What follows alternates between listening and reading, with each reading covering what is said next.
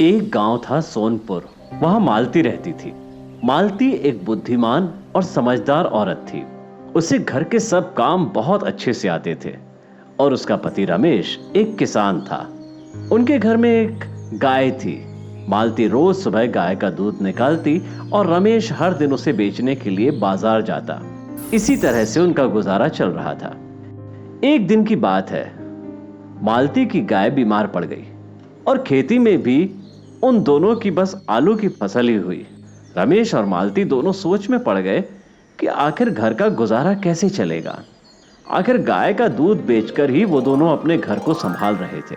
गाय की दवा के लिए और घर में राशन लाने के लिए उन्हें पैसों की जरूरत थी। रमेश ने अपने दोस्तों से भी मदद मांगी, पर सबने मना कर दिया। घर में आलू के अलावा कुछ था ही नहीं, तो मालती रमेश के लिए आलू की तरह तरह की चीजें बनाती थी और रमेश बहुत चाव से खाता था।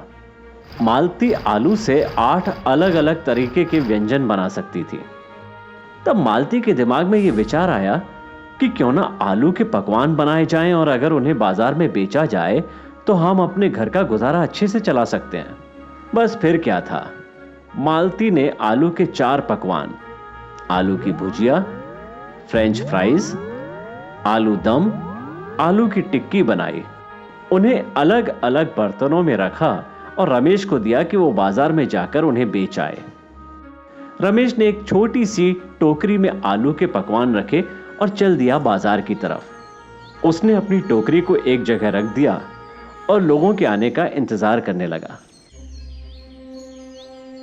लेकिन यह क्या, लोग उसकी तरफ देखते और आगे बढ़ जाते। इस तरह से पूरा दिन निकल गया और रमेश की कुछ भी बिक्री ना हुई। वो अपने आलू के पकवान लेकर वापस घर आ गया। मालती को यह देखकर बहुत दुख हुआ और घर में और कुछ भी खाने को न था।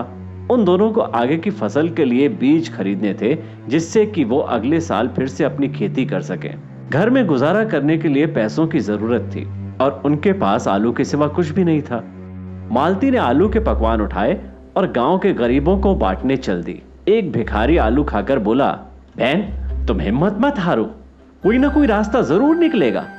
तुम इतना अच्छा खाना बनाती हो, लोग तुम्हारे व्यंजन जरूर खरीदेंगे और तब देखना तुम्हारी समस्या खत्म हो जाएगी। इसी तरह से जब दूसरे भिखारी ने भी मालती के व्यंजनों की तारीफ की और उसने कहा, मालती कल तुम कोई दूसरा पकवान बनाना और कल तुम्हारी आमदनी जरूर होगी। मालती के मन में फिर से उम्मीद जागी और उसने रमेश से कहा, कल मैं फिर से स्वादिष्ट पकवान बनाऊंगी और तुम देखना लोग जरूर खरीदेंगे। हाँ मालती, हमें दोबारा कोशिश करनी चाहिए। मैं जरूर जाऊंगा। तुम कल सुबह जल्दी से पकवान बना देना। मालती सुबह जल्दी उठी। उसने धनिया की चटनी, टमाटर की चटनी, आलू की टिक्की, आलू की भुजिया, आलू दम, फ्रेंच फ्राइज बना दिए और डब्बों में भरकर रमेश को दे दिए। रमेश उन्हें टोकरी में रखकर बाजार को चला और बाजार पहुंचकर टोकरी रखकर बैठ गया। लेकिन ये क्या, लोग उसके सामने से निकलते, उसकी तरफ देखते, लेकिन कोई भी उससे यह पूछने की हिम्मत ना करता कि उसकी टोकरी में अंदर क्या है। इसी तरह शाम हो गई। यह सब कुछ एक होटल का मालिक देख रहा था। उसने रमेश से पूछा, तुम कुछ परेशान लग रहे हो, क्या बात है? भाई साहब, मैं रोज यहाँ पे अपनी बीवी के बनाए हुए स्वादिष्ट पकवान लाता हूँ, लेकिन कोई खरीदता ही नहीं। क्या करूँ, कुछ समझ में नहीं आता। होटल का मालिक टोकरी में रखे हुए पकवान देखता है। क्या तुम मुझे चखने को दोगे कि ये कैसा बना है? हाँ, क्यों नहीं भाई। रमेश होटल मालिक को खाने को देता है। मालिक जब उसे खाता है, अरे वाह, ये तो बहुत स्वादिष्ट है। अच्छा एक बात बताओ, ये सब सामान वापस ले जाकर क्या करते हो? कहीं ऐसा तो नहीं कि 2 दिन पुराना माल गरम करके बेच रहे हो? रमेश बोला, नहीं मालिक, मेरी पत्नी रोज रात को पूरा खाना गरीबों में बांट आती है। झूठ बोल रहे हो तुम? नहीं मालिक, मैं झूठ नहीं बोल रहा हूँ। अच्छा, तो अगर तुम झूठ नहीं बोल रहे हो तो क्या तुम उन भिखारियों को कल सुबह गवाही देने के लिए बुला सकते हो? हाँ हाँ, क्यों नहीं। मैं कल ठीक 10 बजे उन्हें यहाँ बुला लूंगा।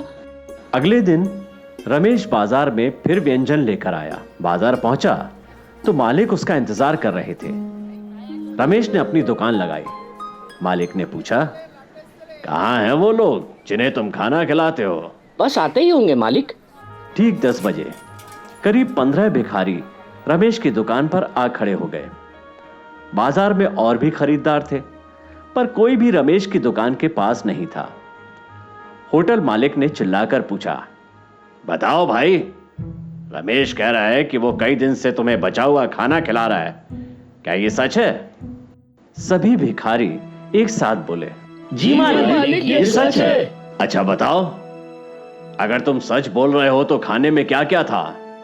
सभी भिखारियों ने एक एक करके सारे व्यंजनों के नाम बता दिए। आलू की टिक्की, आलू दम, आलू की भुजिया, धनिया की चटनी और टमाटर की चटनी थी मालिक, वो भी बहुत अच्छी थी। अब बाजार में खड़े सभी लोग और बाकी के व्यापारी रमेश की तरफ देखने लगे। मालिक ने जोर से चिल्ला के पूछा, खाने में कोई कमी थी? खाना बासी, खराब, बेस्वाद तो नहीं था? सभी ने एक साथ बोला, नहीं मालिक। मालिक, आलू की टिक्की तो इतनी स्वादिष्ट थी कि मैं क्या बताऊं। आज तक ऐसी टिक्की मैंने नहीं खाई। आलू की भुजिया इतनी अच्छी थी कि मुंह में डालते ही घुल जाए। आलू दम तो धनिया की चटनी और टमाटर की चटनी के साथ इतना अच्छा लगता है कि पेट भर जाए पर मन न भरे। ये बात सुनकर होटल मालिक बोला, तुमसे कितने पैसे लिए? सारे भिखारी एक साथ बोले, एक भी नहीं। होटल मालिक ने रमेश से पूछा, क्यों, तुम इन सबको फ्री में खिलाते हो? रमेश बोला, नहीं मालिक, रेट तो 10 रुपए है, पर बिक्री ही नहीं हुई इतने दिनों से, तो इसलिए फ्री में देता हूँ। वरना आलू का भुजिया, आलू दम, आलू की टिक्की, धनिया की चटनी, टमाटर की चटनी के साथ केवल 10 रुपए है। बस फिर क्या था।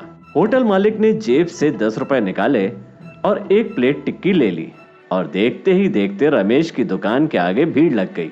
सबको रमेश की पत्नी के हाथ का बना खाना बहुत पसंद आया। 1 घंटे में ही उसका सारा सामान बिक गया। रमेश दौड़ता हुआ मालती के पास गया और उसे कमाए हुए पैसे दिखाए। मालती बहुत खुश हुई। अगले दिन रमेश ने अपनी दुकान फिर लगाई, लेकिन इस बार टोकरी में नहीं, बल्कि एक छोटे से टेबल पर अपने व्यंजनों की रेट लिस्ट लगाई, और उसने उस टेबल के ऊपर व्यंजनों को बेहद सलीके से इस तरह से रखा कि आने जाने वालों की नजर सीधे उसके व्यंजन पर पड़ती और वो खिंचा चला आता। मालती के बनाए हुए आलू के पकवान जिसने भी खाए वो 4 लोगों को बताता और रमेश की अच्छी आमदनी होने लगी। जब वो अपने घर वापस जा रहा था तो उसे होटल मालिक दिखा। मालिक ने पूछा, क्यों भाई रमेश, कैसी चल रही है दुकान? भाई तुम्हारा बहुत बहुत धन्यवाद, तुमने उस दिन मेरी मदद की। मदद मैंने नहीं, उन भिखारियों ने की। क्या आप भी उन्हें फ्री में खाना खिलाते हो? नहीं मालिक, अब तो कुछ बचता ही नहीं। वाह रमेश, इतनी जल्दी भूल गए। जब तुम्हारा खाना कोई नहीं खाता था तब तुम उन्हें खिलाते हो, पर जब जब तुम्हारा खाना खत्म हो जाता और पैसे भी मिल जाते हैं तब उन्हें नहीं खिलाते।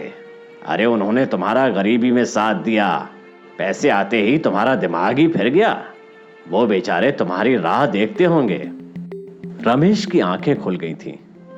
उसे अपनी गलती का एहसास हो गया था। वो भागता हुआ घर आया और मालती से बोला कि जल्दी से गर्मा गर्म पकवान बनाए। मालती बोली, किसके लिए? हमारे पहले ग्राहकों के लिए। पहले ग्राहक? हाँ मालती, वो भिखारी जिन्हें तुम बचा हुआ खाना देकर आती थी, वही तो थे जिन्होंने सबके सामने तुम्हारे खाने की तारीफ की और हमारा काम चल निकला। मालती ने तुरंत खाना बनाया और गरीबों में बांट दिया। सबने बड़े चाव से मालती के हाथ का खाना खाया और खूब दुआएं दी। उस दिन के बाद मालती 2 टाइम खाना बनाती, एक ग्राहकों के लिए, दूसरा अपने पहले ग्राहकों के लिए। रमेश को समझ में आ गया था कि जो व्यक्ति आपका बुरे वक्त में साथ दे उसे कभी नहीं भूलना चाहिए। पैसा और खाना बांटने से प्यार और व्यापार दोनों में बढ़त होती है।